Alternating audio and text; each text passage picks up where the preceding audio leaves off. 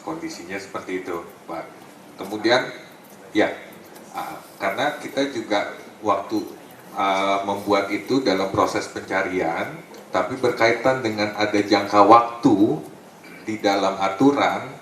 Nah, makanya kita sampaikan dulu belum ada di penguasaan. Nah, sementara ternyata faktanya sudah kita dapat waktu untuk mencari, di situ tidak ada. Nah, kemudian menjawab dari Bapak pemohon, izin menambahkan Ketua Majelis bahwa memang ada perbedaan pemaknaan juga sebelum uji konsekuensi dan sesudah uji konsekuensi dari SOP-SOP tersebut. Jadi wajar jika berbeda karena kami juga melibatkan diskusi juga dengan pakar. Kira-kira seperti itu, pakar hukum pidana dan juga PDP. Kira-kira seperti itu, Ketua Majelis. Terima kasih. Nah, kalau sistem ini terkait tadi yang ditanyakan, pendokumentasian di UGM seperti apa? Pendokumentasian ini terkait dengan verifikasi faktual yang dilakukan kan kewajiban KPU sebenarnya untuk semua ya, untuk semua calon pejabat publik itu kan harus dilakukan verifikasi faktual terhadap ijazahnya, ya kan? Artinya KPU kan harus melaksanakan kewajibannya. Nah, dari pihak perguruan tinggi, ketika ada surat masuk, sistem pendokumentasinya seperti apa? Apakah kemudian dia digabung menjadi satu dalam arti satu dengan semua surat masuk, atau misalnya terkait pemilu itu ada sendiri gitu folder pendokumentasinya? Baik, terima kasih Majelis. Jadi secara alur di UGM ada kantor yang bertanggung jawab dalam proses verifikasi ini. Ada kantor alumni yang itu bertanggung jawab untuk ketugasan di dalam proses verifikasi. Nah, secara teknis kemudian kantor alumni ini akan merujuk dalam unit-unit yang bersesuaian. Jadi yang pertama ada Direktorat Pendidikan dan Pengajaran. Ketika periode masa alumninya adalah tahun lampau, maka kemudian dengan asumsi bahwa data dan dokumen ini ada dikuasai oleh fakultas, maka pengecekan dilakukan oleh fakultas. Jadi alurnya seperti itu. Saat ini sudah ada sistemnya, permintaan dari mitra ketika ada permintaan verifikasi, sebelumnya ya bersurat. Berarti kalau surat itu dikirimkan ke perguruan tinggi akan merujuk ke atau mendispo ke fakultas yang bersangkutan, ya. Gitu ya. Nah, yang mendokumentasikan suratnya di perguruan tinggi atau di fakultas? Biasanya diterima kalau ke universitas ya diterima di universitas, kemudian selanjutnya diberikan disposisi ke unit terkait. Ke unit terkait. Izin Ketua, tadi menyebutkan alumni, kenapa ya Pak? Kata-kata alumni. Karena kantor alumni. Iya, maksudnya kantor alumni berfungsi sebagai apa di situ, alumninya? Sebagai unit kerja di UGM yang memberikan layanan terkait dengan layanan alumni. apa? Layanan terkait dengan alumni. Sampai sejauh mana batasan alumni yang notabene kan secara alumni instansi yang berbeda, tapi dilibatkan. Lalu bagaimana ibaratnya meyakini? Karena tadi kan ada disebutkan bahwa UGM sangat patuh terhadap undang-undang PDP. Bagaimana UGM dalam hal ini melakukan itu pemisahan fungsi terhadap alumni? Jangan-jangan nanti ada data alumni yang lewat, Pak. Ini kan kantor unit kerja di UGM. Betul. Kantor ini tapi di bawah UGM. Tapi orang-orangnya bukan alumni, bukan? Bahasanya saja alumni. Oke, baik. Tadi yang untuk tadi yang data dihitamkan sudah ada informasi dikecualikan ya. Tadi saya dicek, jadi juga ya. Kemudian saya ingin bertanya juga terkait dengan dokumentasi. Itu ada beberapa hal kan tadi agak tergelitik tidak didokumentasi gitu ya. Betul ya, bukan? Tidak didokumentasi. Itu kata-kata tidak didokumentasi ini mungkin apakah memang, saya ulang lagi, mana di antara itu yang benar-benar memang tidak ada dokumennya atau memang bagian tidak dalam penguasaan karena terkait dengan hal tersebut? Iya, ini Ibu, iya, karena memang kan bahasa undang-undang KIP itu kan seperti itu ya, dan dikuasai dan juga Tapi dokumennya ada. tidak dokumentasikan. Nah, tapi gini deh, tapi faktanya adalah gitu ya, kami telah berusaha mencari semaksimal mungkin yang kami bisa gitu ya. Komplek lemari lagi gitu ya, tanya sana sini, tanya situ dan seterusnya gitu. Mekanismenya kalau untuk pendokumentasian ketentuannya bagaimana Pak? Ketentuannya Kalau yang di apa ya? UGM. Kalau yang ada saat ini saya kira Tata kelola dokumentasi seperti apa? saya sedikit jelaskan tadi Bu Majelis gitu ya. Jadi faktanya itu adalah dokumennya itu tidak ada gitu ya. Tidak ditemukan gitu. Jadi tidak ditemukan itu apakah kemudian itu apakah benar-benar tidak ada gitu ya, kok pernah ada kemudian musnah, itu kami yang tidak bisa menggaransi karena peristiwanya itu sudah cukup lama gitu ya. Tapi yang bisa kami lakukan adalah kami mencoba mencari semaksimal mungkin. Bahkan kemudian dokumen yang notabene itu tidak ibu bapak minta sesungguhnya, tapi karena ada kedekatan ya informasinya, tetap dengan dekat baik kami coba untuk keluarkan. Mungkin itu ya. Jadi kalau bahasa awamnya itu adalah ya itu ya tidak ditemukan dokumennya gitu. Tidak ada dokumennya. Apakah memang dokumennya itu memang pernah ada atau memang ini bukan tadi kan pernyataannya bukan berarti tidak ditemukan, tapi tidak dipastikan Kita apakah tidak bisa memastikan. tidak memastikan apakah dokumennya itu sebelumnya memang ada atau tidak. Gitu. Mohon izin mungkin menambahkan pengalaman saja ya Bu ya. Iya. Kebetulan saya juga bertugas sebagai wakil dekan bidang akademik, di mana tahun 2024 kami banyak menerima surat dari KPUD untuk memverifikasi ijazah yang dilegalisir oleh kami, oleh KPUD. Kemudian itu disertai dengan surat. Jadi yang bisa kami temukan suratnya adalah tahun yang terakhir ini. Dan itu memang semua surat yang masuk tentu ditulis oleh bagian Respon ya. ART begitu ya, TU. Dan kemudian mereka datang meminta klarifikasi, betul nggak ini alumni kita, ada datanya secara umum gitu ya. Nah itu yang kami lakukan seperti itu. Dan mereka punya berita acara sendiri ya, yang tahun 2024 itu yang ditandatangani oleh kami. Ya, satu lagi saya agak tergelitik nih.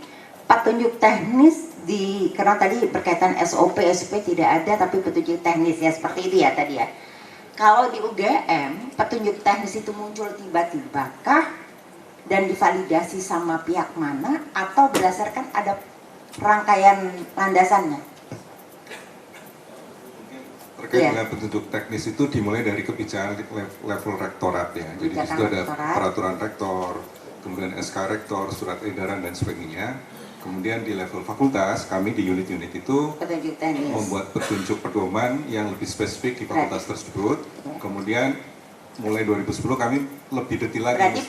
Berarti ketetapan rektor itu ada menyinggung hal-hal yang dituangkan di petunjuk teknis, besarannya. Besarannya ya. Besarannya. Misalnya, dengan kata lain, kalaupun yang dimaksud SOP itu bisa dianalogikan sama dengan, karena kalau petunjuk teknis itu kan mungkin siapa yang punya kewenangan untuk tanda tangan?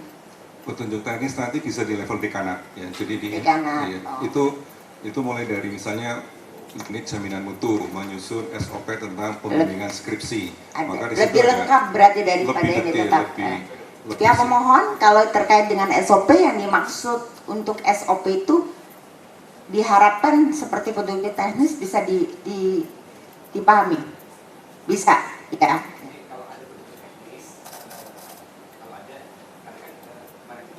Pakai ini Pak, pakai karena terekam. Kalau ada petunjuk bisa bagus, tapi kan berupa buku atau apa. Nah ini sebenarnya kalau petunjuk teknis itu kan dasarnya ada level di atas. Tapi intinya diminta adalah petunjuk yang sifatnya ada validasi. Ini sebenarnya kalau ada SK rektornya pun sebenarnya bagus juga gitu.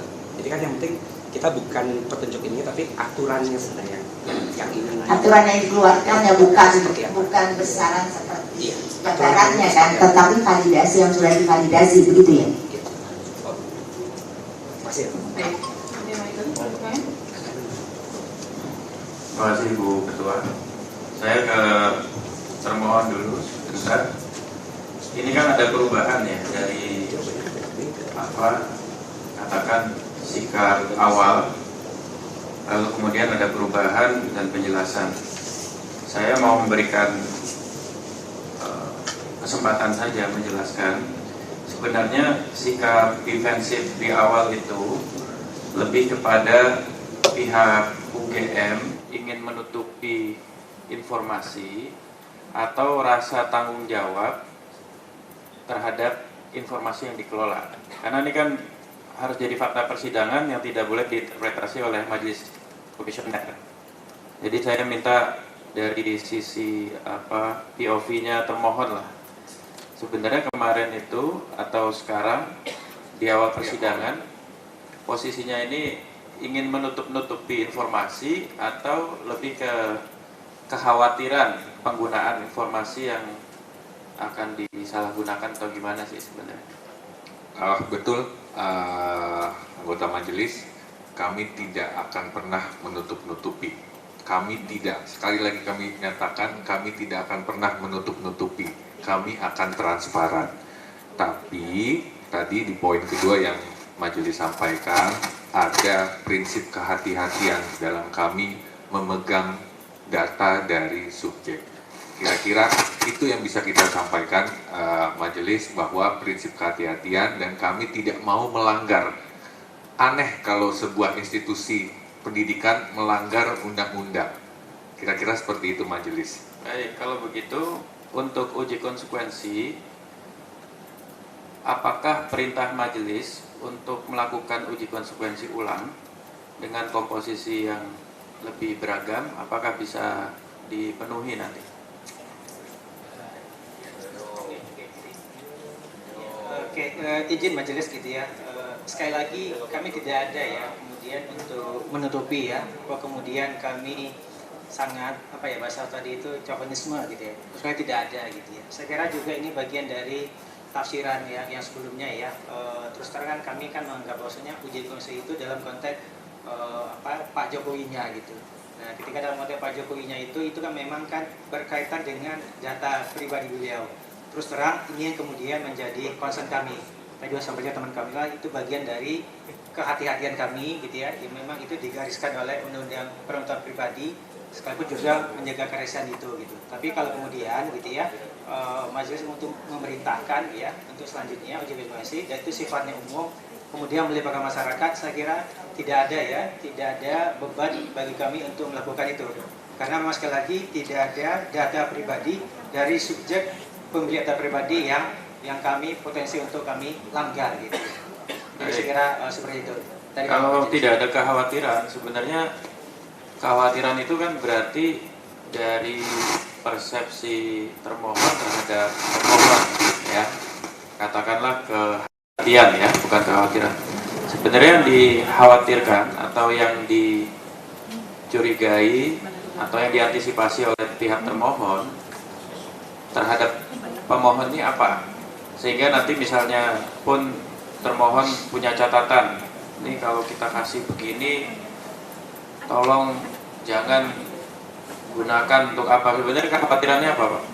Izin anggota majelis, kami tidak ada kekhawatiran sama sekali. Terhadap pemohon tidak ada kekhawatiran?